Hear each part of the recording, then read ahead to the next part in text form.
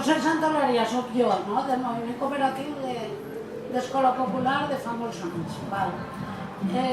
Després de parlar jo, que parlaré de com entenc jo això de l'actualitat i de la vigència de la pedagogia Frenet, després parlarà Xusa Alemany, que és actualment un membre actiu i compromès del moviment cooperatiu d'Escola Popular al País Valencià.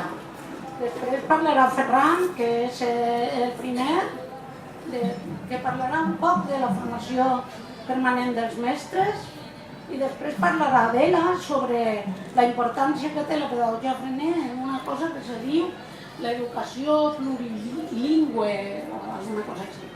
I també està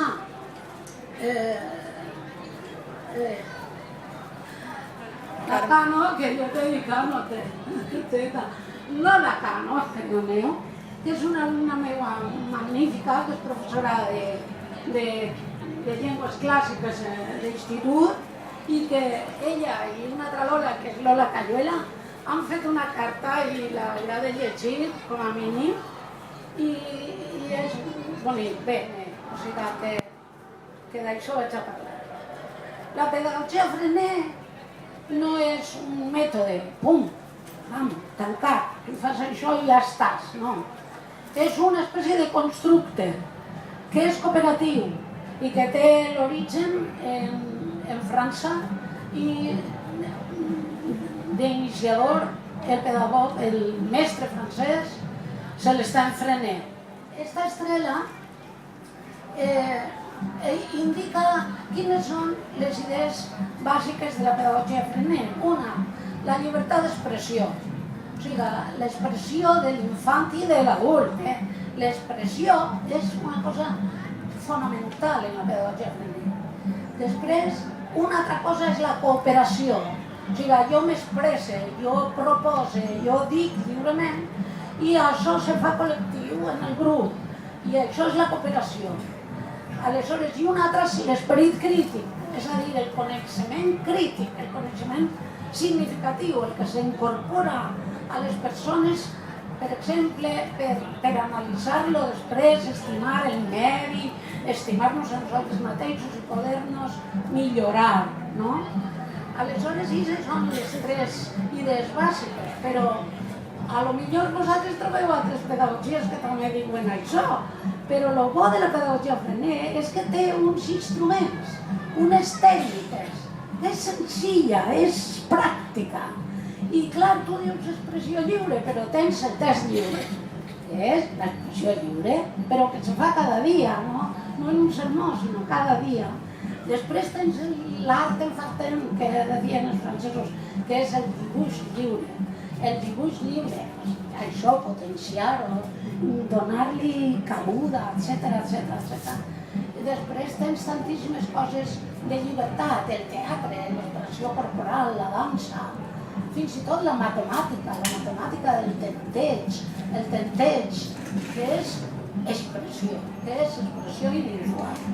Després, en la cooperació, igualment, l'assemblea de classe de totes les setmanes, per exemple, en la meva classe, és el lloc privilegiat de la cooperació, perquè allí tot s'analitza per tots i tots nos responsabilitzem de tot i tots practiquem el que és necessari practicar i que acordem entre tots. I després l'esperit crític, l'estudi del medi, l'estudi de l'exploració del medi, que vol dir l'enquesta, que vol dir l'itinerari, que vol dir l'observació, que vol dir la investigació sociològica del poble, de les fàbriques, les isides d'estudi, etc. Aleshores, això és la pedagogia Frenet. Per què ens va tan bé? Ens impulsa a l'alumnat i al professorat a investigar, a innovar cada setmana en l'assemblea. En l'assemblea se posa en comú, però els desitjos de millorar, d'aprendre, de captar la realitat. Ens fa més lliures i solidaris, per tant, perquè no se pot ser lliure ni responsable, no se pot ser solidari ni responsable si no s'és lliure. Jo tinc aquesta teoria, no sé vosaltres.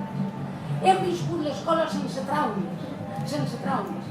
Hem après més i millor, perquè hem après de la vida. Hem après també dels llibres, els que estem contra els llibres, com aquells d'allà de Fahrenheit, no? Però dels llibres, però també del medi, sobretot del medi, de la correspondència i de la vida.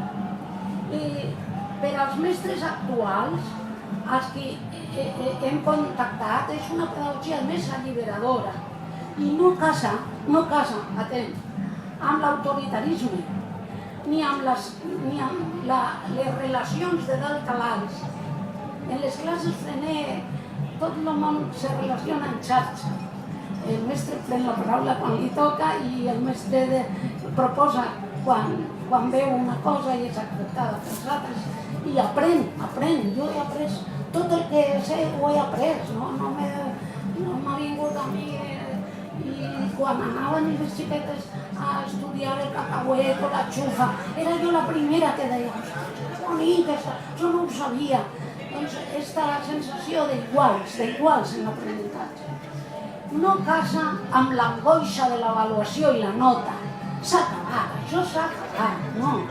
Ni amb classificacions, ni amb competitivitats. Tota la gent de la classe vol aprendre, vol participar i vol ser. No casa amb l'artificiositat i el tedi del llibre de text tots els dies, pàgina 1, pàgina 2, pàgina 3. Això és absolutament aliè a la nostra, a el que entenem per la pedagogia clínica. És plenament vigent si volem una escola per a l'infant, per a la persona, per a la vida, per al present i per al futur. I és necessària la pedagogia Frenet, perquè és cooperativa, perquè és realista, perquè és possible d'aplicar. No necessites ni gastar-te molts diners, ni ser un savi per a sentar-te i dialogar amb la teva gent. Ja està. Soc Xus Alemany i soc professora de filosofia en un centre de secundària de Godella. Jo vaig començar la meva educació en la EGB amb Roser i quan jo me faig gran, estudio filosofia i després decidís dedicar-me a l'educació, clar, jo no havia tingut mai una escola que fora com la que jo havia viscut quan era xicoteta. Aleshores, jo tinc a Roser, que és veïna meua, a més, li dic, Roser, és que jo vull dedicar-me a la filosofia en l'escola i tal, però m'agradaria fer l'escola que nosaltres fèiem quan estàvem junts en classe. Rosella, la seva filla, també és mestra i també estava interessada. I aleshores Roser ens digué, doncs mireu, teniu moltíssima sort perquè enguany se fa la RIDEF, l'encontre internacional de l'escola moderna en León. Total, que allà que se n'anarem, Rosella i jo a la RIDEF, a León, que efectivament, com Ramon ha dit, és una experiència que no s'oblida, és una experiència increïble, on hi ha gent de tot el món amb el mateix espírit crític, actiu, amb el mateix concepte d'educació, amb llibertat, amb expressió lliure, amb creativitat, amb respecte, amb tolerància a l'altre. Començarem a aplicar les tècniques i aleshores una cosa anar duent a una altra.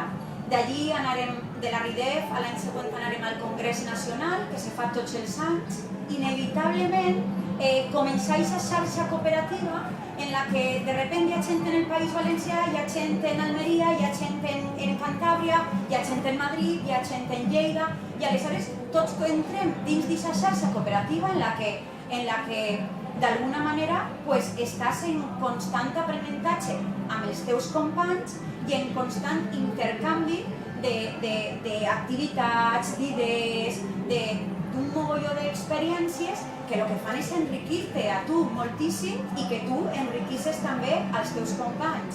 Sempre dins d'un marc que és el marc Freinet, no? Ara hem fet un grup, n'hi ha més mestres en el grup i d'alguna manera el que estem intentant és seguir aprenent de les persones que tenen moltíssima pràctica i moltíssima experiència. És molt, molt satisfactori des de la nostra professió perquè el treball és conjunt.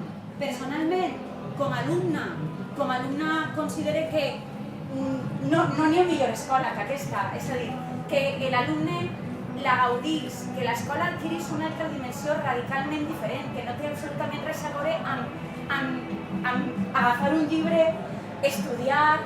No, és que és vivència, és que és algo que s'ha de viure i que quan te trobes en algun lloc semblant a lo que tu vas viure, pues de repente sents identificat. El mestre Freinet és el primer mestre de tot aquell esclat del principi del segle XX d'innovar en l'escola, de transformar-lo, el primer que venia de l'escola, de la pràctica, del taller. I ell el que feu, i l'important que feu, fon donar-li a la seva professió una sèrie de valors per a que fora l'autèntic creador de les tècniques que anaven a utilitzar en l'aula.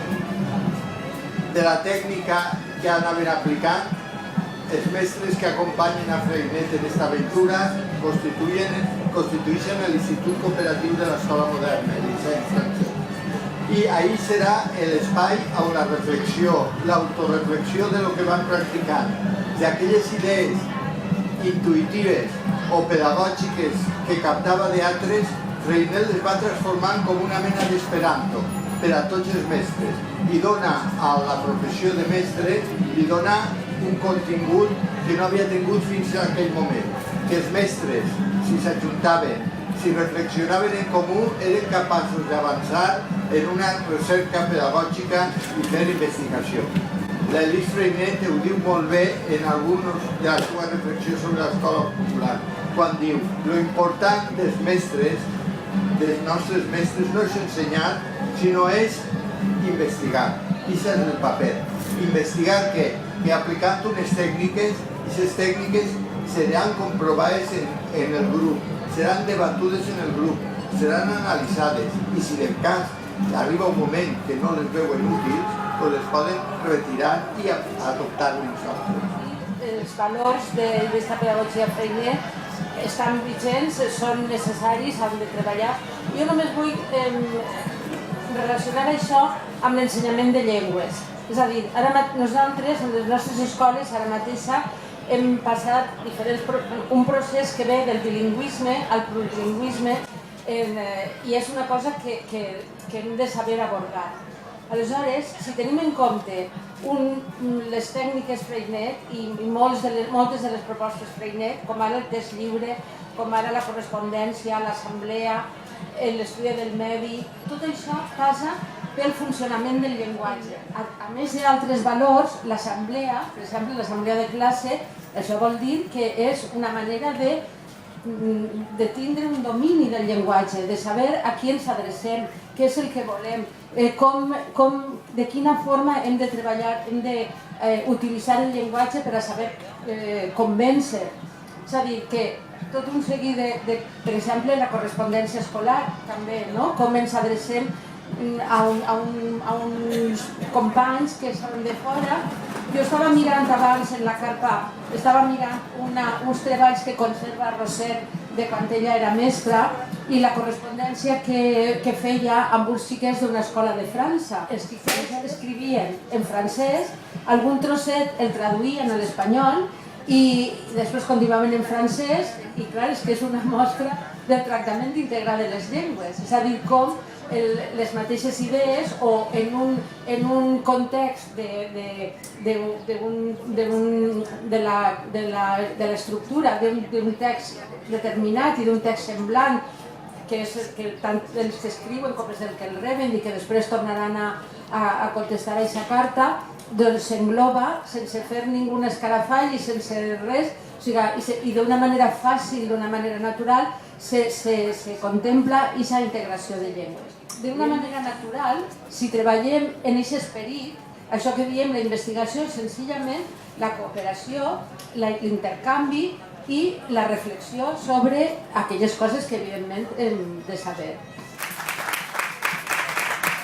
Si el que fem és treballar, reflexionar i avançar, tindrem també al costat gent com aquesta, que és gent preciosa que volem moltíssim.